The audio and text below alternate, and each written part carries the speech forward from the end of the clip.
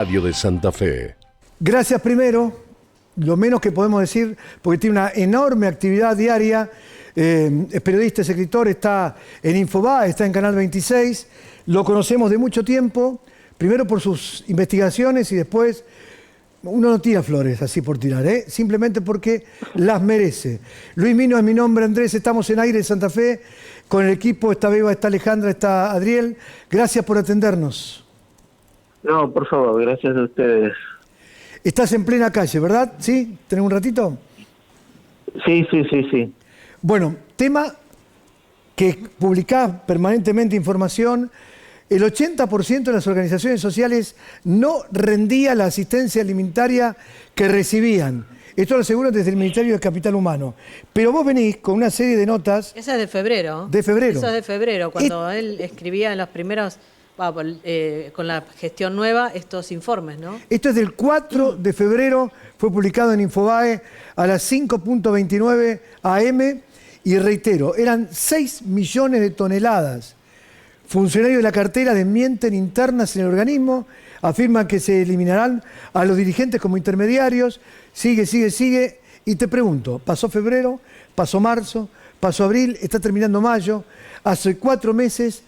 La primera pregunta es, de aquel escenario que vos publicaste el 4 de febrero a este final casi de mayo, ¿qué cambió y qué cosas se generaron? Mira, lo primero que hay que decir es que desde Capital Humano se tomó la decisión de dejar que las organizaciones sociales sigan distribuyendo, y esto hay que puntualizar, el 4,2% de los alimentos secos que de manera directa el ex Ministerio de Desarrollo... Ay, se nos cortó. Ahí estamos en la calle por ahí. El Ministerio y el ex Ministerio de Desarrollo Social estaba dando cuenta, Andrés, de lo que significaba este 4,2%. Ahora, estoy haciendo un poco de extensión, sí, a ver si llego. Son varios los temas que aborda en estas investigaciones que viene haciendo, fundamentalmente en base a lo que la justicia está investigando. Digo, más allá de lo que el gobierno pueda llegar a decir o no, pero lo cierto es que la justicia, por ejemplo, está posando ya la mirada sobre muchas de las organizaciones sociales, a las cuales incluso se las acusa de estar extorsionando a muchos de sus propios integrantes, ¿no? Bueno, justo se cortó cuando hablabas del 4,2%, que era importante decirlo. Sí. No, lo que hay constancia es que el 4,2% de los alimentos secos, ¿sí?, eran distribuidos por parte de las organizaciones sociales a través de un sistema que se llamaba asistencia crítica, que ya estaba de antes, pero que con la pandemia tomó mucha más relevancia. Entonces, esto que se está imputando, digamos, a las organizaciones sociales o que no llegan los alimentos secos, es lo que iba todo por afuera de los programas internacionales como el PNDU, que son organizaciones internacionales que tienen su propia auditoría. Entonces, lo que dice este informe es que de ese total, el 80-70% no se auditaba, al menos no hay rendiciones de dónde iban esos alimentos. Entonces, a la pregunta que me hacían antes es, el Ministerio de Capital Humano, ¿qué es lo que dijo? Listo, no se distribuye más estos alimentos a través de las organizaciones sociales, y al referente de cada uno de los comedores que se inscriban nuevamente y que confirmen que efectivamente están funcionando, se les va a cargar con dinero una tarjeta en la que ellos van a comprar los alimentos que necesiten, rinden y se les vuelve a reintegrar el dinero o a reponer el dinero. Esa es la modificación que se hizo. ¿Y esto corta un circuito? Digo porque en esta investigación de los movimientos aparecen Pérsico, aparece Daniel Menéndez, puntualmente Pérsico porque hasta fue funcionario en el gobierno anterior, y aparece Daniel Menéndez junto con Eduardo Belliboni como las cabezas de esta historia. ¿El principal facilitador era Pérsico o eran el resto también? No, acá lo que hay que decir es que las organizaciones que aparecen mencionadas por extorsión, porque para comprender esto y porque ahí se mezclan dos causas judiciales, claro. la de los comedores sociales y la de los aprietes, digamos, las extorsiones, Ujú. es que estas personas que supuestamente eran extorsionadas formaban parte de lo que se llamaba o eran beneficiarios del potenciar trabajo, ¿sí? Ujú. Ese potenciar trabajo, por reglamento, tenían la obligación de realizar 20 horas de algún tipo de tarea, ¿sí?, en lo que se llamaba unidades de gestión. Esas unidades de gestión, la mayoría, eran cooperativas o, por ejemplo, comedores comunitarios o merenderos. Después también tienen unidades de gestión las provincias, las iglesias, los municipios, etcétera. Pero lo que están en cuestionamiento son estas. Entonces, ¿qué es lo que sucede? El dirigente social que estaba a cargo de ese merendero o de ese comedor o de esa cooperativa, por reglamento, tenía que elevar una planilla al Ministerio de Desarrollo Social en la que decía si ese beneficiario cumplió con las horas que tenían que cumplir o no. Ujú. En caso de no haberla cumplido, se le informaba y el ministerio le daba de baja. Un segundo, para explicar esto. Sí. El que estaba a cargo de la secretaría que daba las bajas y las altas era la Secretaría de Economía Social, cuyo secretario era Emilio Pérsico, el titular del Movimiento Evita. Por eso se dice que estaban de los dos lados del mostrador. Por un lado otorgaba y por otro recibía. Entonces acá se entiende la potestad que tenían los dirigentes sociales de distinto nivel para con los beneficiarios del plan. ¿Por qué? Porque le decía, mira, hoy no venís al comedor o no venís a la cooperativa a fabricar macetas.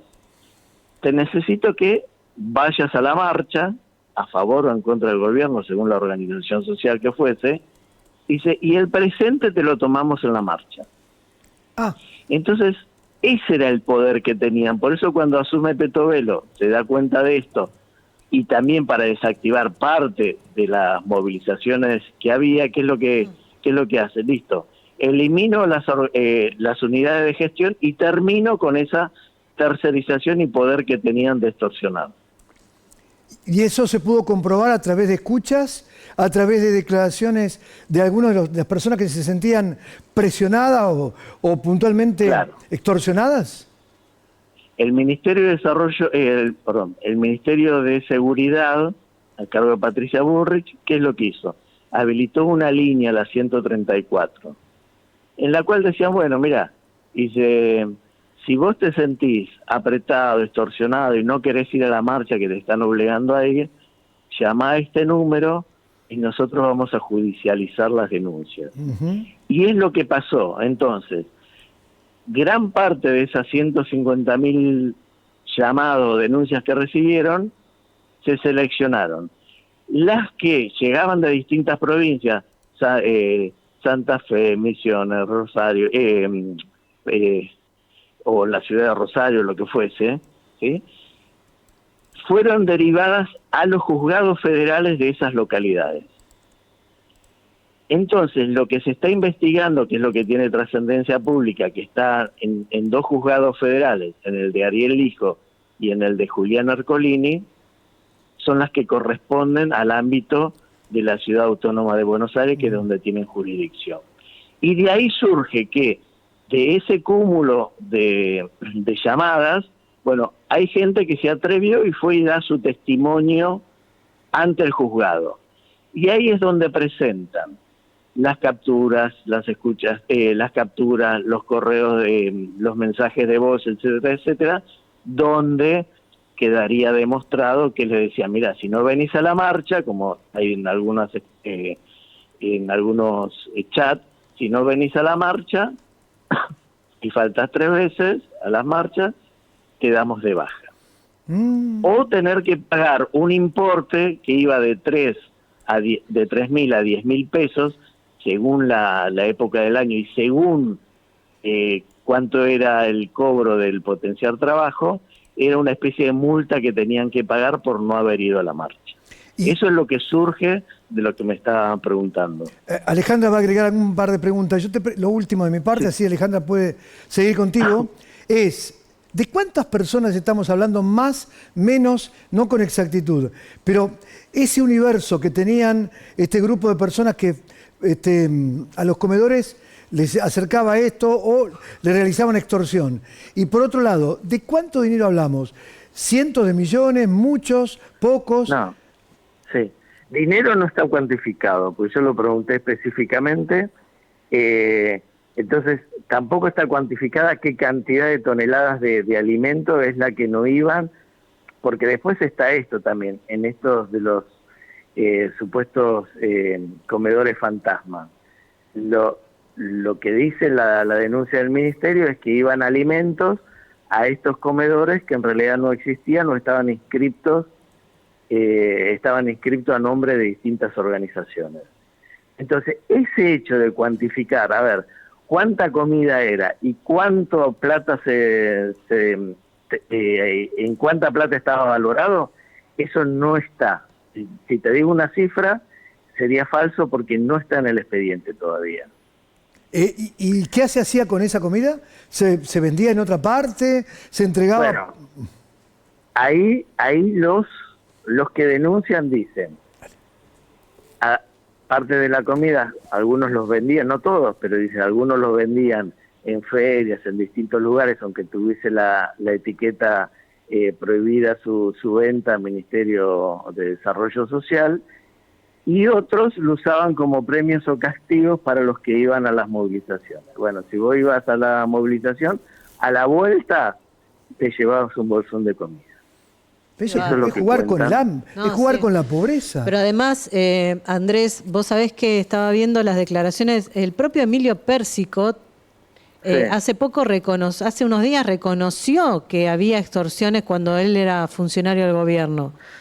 O sea, lo reconoce. Claro, el problema que tiene Pérsico al reconocer eso es que él no solo era funcionario público, sino que estaba a cargo desde la Secretaría de Economía Social del potenciar trabajo. Claro. Con lo cual, si él sabía que había extorsiones, como funcionario público, estaba obligado a hacer la denuncia. Con lo cual, si no lo hizo, también cometió un delito. Claro. Porque por ejemplo, Juanchi Zabaleta, que fue el segundo ministro de Alberto Fernández en la cartera de Desarrollo Social, y Victoria Tolosa Paz, la última ministra, también estos días salieron a decir que había denuncia de extorsión. Y Juanchi Zabaleta dijo, bueno, yo lo denuncié a la justicia. Claro, denunció 6 casos, ¿no? Ahora lo que pasa es que hay 150.000 casos. Claro. No, es una locura. ¿Qué importancia tenían en todo este armado? Es como un tablero. Estos nombres que hoy te daba, Emilio Pérsico, Juan Grabois, Bueno, Juan Carlos Alderete, perfecto. Daniel Menéndez, Eduardo Bisiboni, que lo vi a este señor enfrentando, gritando frente a la policía, porque era uno que más acicateaba el tema. Claro. El más complicado, a ver, primero hay que decir que hasta ahora, de la causa, por ejemplo, esta que tiene gran exposición pública, que es la del fiscal, que instruye el fiscal Policita, y el juzgado es el del doctor Ercolini, ¿sí? Hay las organizaciones sociales que están mencionadas, es el Polo Obrero, la cabeza visible es Eduardo Beliboni, el Frente de Organizaciones en Lucha, FOL, en realidad no se conoce quién es el líder, y como decías vos al comienzo, Barrios de Pie, que el líder es Daniel Menéndez, que fue junto a Pérsico funcionario en el gobierno nacional y ahora es funcionario de Axel Kicillof. Ellos por ahora no están mencionados como diciendo Pérsico me dijo tal cosa o Daniel Menéndez tal otra, o Eduardo Beliboni. Pero Beliboni está un poco más, posiblemente más complicado, porque su segundo, que es Jeremías Cantero, su segundo en la organización, sí aparece mencionado y hablando a activamente en estos supuestos hechos extorsivos. Es más, él aparece diciéndole a la gente, bueno, si no van a la marcha le quitamos el plan, o inclusive cuando una referente, otra persona del movimiento Evita, le dice a él, ¿qué hacemos con esta plata? Porque como el Polo Obrero tenía el sistema que el que era beneficiario de un plan social tenía que aportar el 2% para la organización, ¿sí? Pero también les imponían multas si no iban a las marchas. Entonces, una dirigente social le dice a Cantero, ¿qué hacemos con esta plata? Si nos enganchan, podemos, ser acusados de lavado de dinero. Y Cantero, en esta conversación, que es una escucha telefónica, y Cantero le dice, bueno, déjamelo pensar y vemos qué hacemos. Es decir, ni sabía cómo resolver un hecho. Ahora, puede ser que la ruptura en la continuidad, que se genera esto a partir de que pierde Massa y que asume otro gobierno, les rompió el circuito y ellos nunca pensaban que esto iba a ser como una cadena en una bicicleta que se saliera. Claro, el tema es que al perder el oficialismo y ganar la Libertad Avanza, ustedes recuerdan, porque esta causa que tiene gran exposición y que se nombra sobre todo al Partido Obrero, ¿qué pasa? Patricia Bullrich habilita para antes del 20 de diciembre, que fue la primera, si ustedes se acuerdan, la primera marcha a Plaza de Mayo, claro, que llaman las organizaciones de izquierda. Uh-huh. Patricia Bullrich, ¿qué es lo que es? En ese momento dice, bueno, vamos a aplicar esto que es el protocolo antipiquete y además habilitar el 134 para los que se sientan extorsionados. Entonces, por eso la gran cantidad de llamados tienen que ver con las organizaciones que convocaban en ese momento, que era justamente el Polo Obrero, el FOL, y también una parte de la gente de Daniel Menéndez, de Capital, o de la Ciudad Autónoma de Buenos Aires, de Barrios de Pie. Por eso son los que mayoritariamente aparecen mencionados. Te aclaro que en el resto del país también había movilizaciones de ese tipo, ¿eh? Claro, porque las movilizaciones eran federales, eran convocadas en todo el país. Y por eso también hay llamados de todas las provincias denunciando. 134 no discriminaba, a ver dónde llamás, y por eso se enviaron miles de denuncias a los juzgados federales de las distintas provincias. Bueno, un par más, yo hago la última, así te derrigamos, pero Alejandra tiene un par más. Sí. Pregunto, ¿quién controlaba que vos fueras o no fueras? Quiere decir que te presionaban, te extorsionaban diciendo, mirá que si no vas a la tercera no tenés más esto. A ver, entonces había un grupo de personas que cumplían la función de Martínez, tac, Josefina, tac, Roberto, tac. Sí, esa respuesta es relativamente sencilla porque en principio está en la causa. Hay planillas de distintos comedores, por ejemplo, donde figura el presente o el ausente a la marcha. Entonces se tomaba en la marcha, en vez de ir a la cooperativa o en vez de ir al comedor, tenía que ir a la marcha. Entonces el presente o el ausente se lo tomaban en la marcha. Qué locura. Bueno, la última. Sí, dos cortitas, pero uno tiene que ver, me quedan muchas dudas con la figura de Juan Grabois en comparación con el resto de las figuras, porque digo, mediáticamente se lo ha atacado mucho, pero no sé hasta qué punto, y vos me podrás decir, Andrés, si judicialmente se ha avanzado en alguna causa contra él que efectivamente lo deje mal parado en el manejo de fondos públicos. Bueno, está muy bien la pregunta. Primero, porque en estas causas, por ahora, no están, no hay beneficiarios del potencial trabajo que digan, yo trabajaba en una cooperativa del Movimiento de Trabajadores Excluidos y me obligaban a hacer esto o lo otro. Que seguramente podrán aparecer, seguro. Claro. Sí, en cambio, hay algunos comedores que dependían de cooperativas del Movimiento de Trabajadores Excluidos que el Ministerio de Capital Humano dicen que eran fantasmas o que no existían. Por eso la figura de Juan Grabois en esta causa no están mencionadas. Sí, él está mencionado, por ejemplo, en Mar del Plata, Ajá. que había un fondo para un fondo fiduciario para la urbanización de barrios, ¿sí? Sí. En ese fondo fiduciario, eso era manejado o conducido desde una secretaría por Fernanda Niño, que era la encargada de decir, bueno, listo, autorizamos tantos fondos para, no sé, para urbanizar un barrio de Villa La Rana. Sí. Listo. Bueno, entonces, esto pasó en Mar del Plata, y lo que se denuncia en Mar del Plata es que el barrio nunca se terminó. Y entonces ahí sí aparece la figura de Juan Grabois, porque él está vinculado a esa organización social que realizaba Claro. la obra en el barrio. La obra que no se Pero terminó. claro, pero es distinto a esto. Claro. Y volviendo a la causa fundamentalmente de las extorsiones, finalmente el Sí. Ministerio de Capital Humano ¿se puede presentar como querellante? Se presentó. Ya se presentó, bien. Se presentó, si no mal no recuerdo, el jueves o el viernes. Ajá. Y todavía el juzgado no decidió. El juzgado, lo preguntás muy bien, porque el juzgado ya rechazó al Ministerio de Seguridad. Con cierto criterio lo rechazó, porque dice, a ver, si es la Policía Federal o Gendarmería, en este caso fue la Policía Federal, la que está realizando los allanamientos, forma parte de la investigación, no podemos tener al mismo ministerio como querellante, porque ahí la causa hasta se puede caer porque habría cierta incompatibilidad. Por esa razón el juez Ercolini rechaza a Seguridad, al Ministerio de Seguridad. El Ministerio de Seguridad, a través del jefe de legales, el doctor Soto, ¿qué es lo que dice? Listo, no vamos a apelar para mantener la transparencia en la investigación. Y es ahí donde Sandra Petovelo decide presentarse como querellante, y vamos a ver qué es lo que decide el juzgado ahora.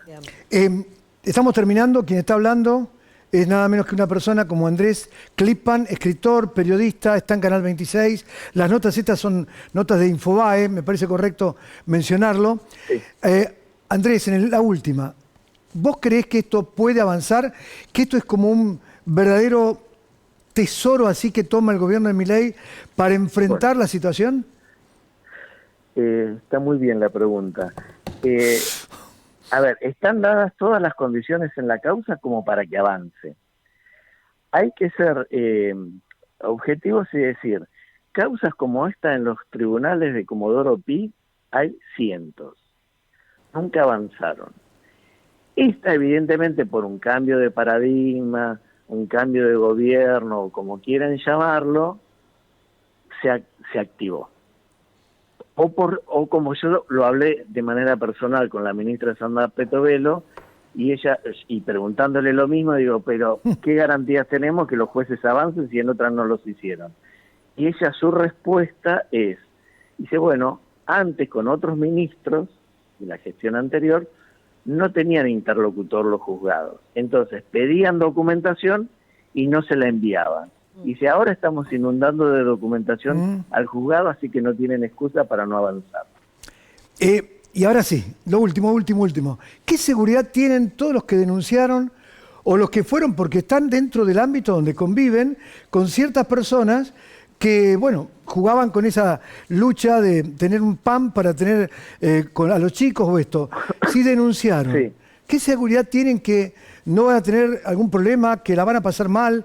Una cosa común. Sí. Otra buena pregunta.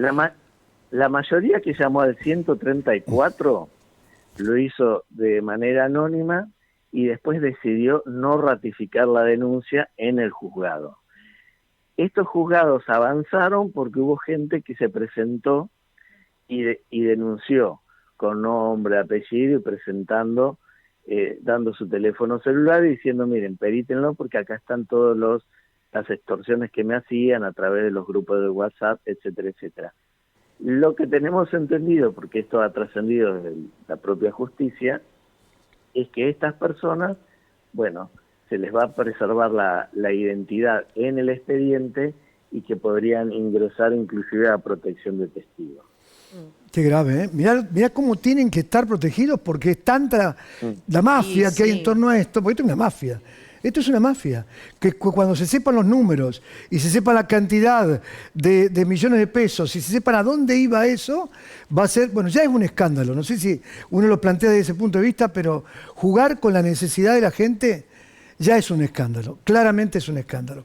Es por lo menos mi opinión, Andrés, porque lo digo desde el dolor de saber que hay mucha gente que la pasaba mal y que si no cumplía lo que le decían se quedaban sin un plan. O se quedaban No, yo estoy de acuerdo porque, digamos, si esto se comprueba, por ejemplo, hay una escucha telefónica cuando se hace el seguimiento al segundo de Beliboni telefónico, ¿sí? a Jeremías Cantero, hay una escucha telefónica que está grabada, que él hablando con una referente del Polo Obrero de un comedor, textualmente él dice, ¿pero qué quieren? Dice, les damos un plan, les damos comida, van al comedor y piden más. Si quieren venir, que vengan, y si no, y se van a cagar, punto. Eso es textual lo que el referente social dice de las personas, ellos mismos aseguran que defienden los derechos.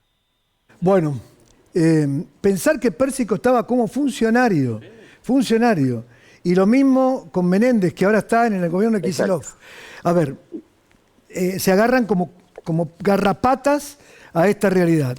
Gracias por tu tiempo, gracias porque valoramos mucho tus trabajos, Andrés, y bueno, cuando alguna cosa te podamos servir desde Aire de Santa Fe, contá con nosotros. Un gran abrazo y gracias de verdad. Gracias por interesarse en el tema. Hasta luego, gracias. Bueno, uno queda... Sí. ¿Sabés por qué es importante esta nota con Andrés y por qué nos interesaba charlar con él puntualmente? Porque acá se elimina cualquier intencionalidad política de un lado o del otro. Acá de lo que estamos hablando son de causas judiciales y de escuchas telefónicas. O sea, ya no es que a mí me parece que puede haber... No, la justicia está investigando, porque tiene elementos que hoy ponen en un serio, o los involucra realmente a determinados dirigentes sociales.